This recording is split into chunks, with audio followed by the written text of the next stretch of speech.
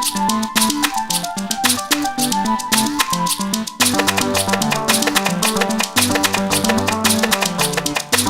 el director de arte desde el año 90 y pico y llevo hechas más de 1200 tapas más o menos de noticias, semana tras semana. Algunas más exitosas que otras, depende mucho de la semana como viene a nivel de actualidad y eso, pero hay, digamos, unas 40, 50 tapas que han marcado en el periodismo argentino un hito muy fuerte. Hay tapas que fueron historia, que fueron bautismo de un género, y la tapa de María Julia Alzogaray con el tapado y una insinuada y soñada desnudez detrás de ese tapado que fue prácticamente, no sé, creo que el menemismo culturalmente, o sea, la cultura de los años 90 imprimió y se entendió a través de esa tapa de noticias, o sea, hizo una época, descubrió una época y sin buscar hacerlo, porque lo que se estaba buscando era registrar una imagen de cierta frivolidad de una personalidad que no tenía nada que ver con el origen peronista del gobierno, sino más bien todo lo contrario, un origen liberal. O sea, eso que fue el arranque de lo que después se llamó la fiesta menemista, creo que se descubrió masivamente en la Argentina y se descubrió masivamente a la revista Noticias a partir de esa etapa. Nosotros siempre tratamos desde la década del 90 de hacer una revista diferente, como se hace en Gran Bretaña, como se hace en algunos países de Europa, en Estados Unidos. Una revista que desde la tapa a vos te provoque, que no sientas que estás siempre comprando el mismo producto. A veces se da, a veces no.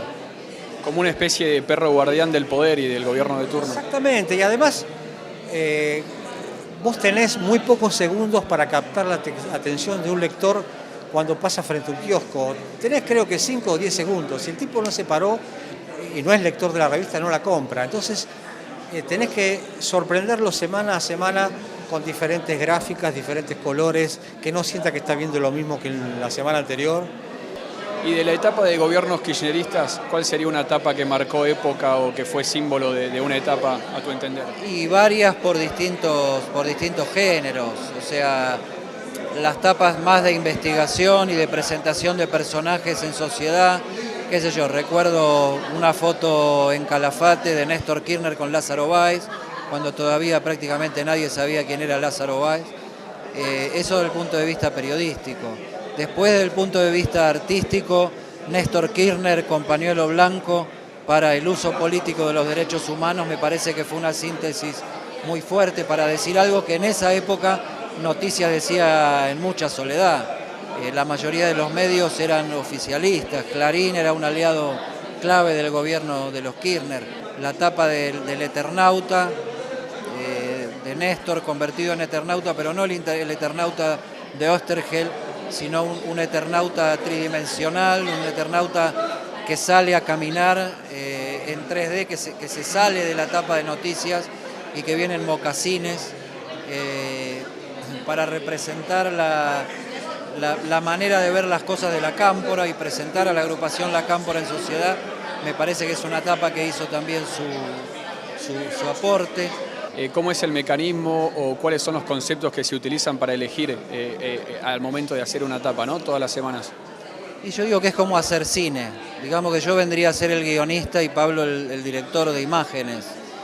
Nos juntamos, charlamos, le tiramos una idea, lo conversamos. A veces la tapa viene hecha porque es una foto periodística, porque la foto misma es una primicia periodística y ahí el trabajo del artista, del jefe de arte, del diseñador, es ponerla en encuadre, iluminarla bien, ubicar los títulos donde corresponda. Otras veces es pura creatividad del artista. Noticias es la continuación de La Semana, que es la única publicación que sobrevivió a persecuciones de la dictadura militar.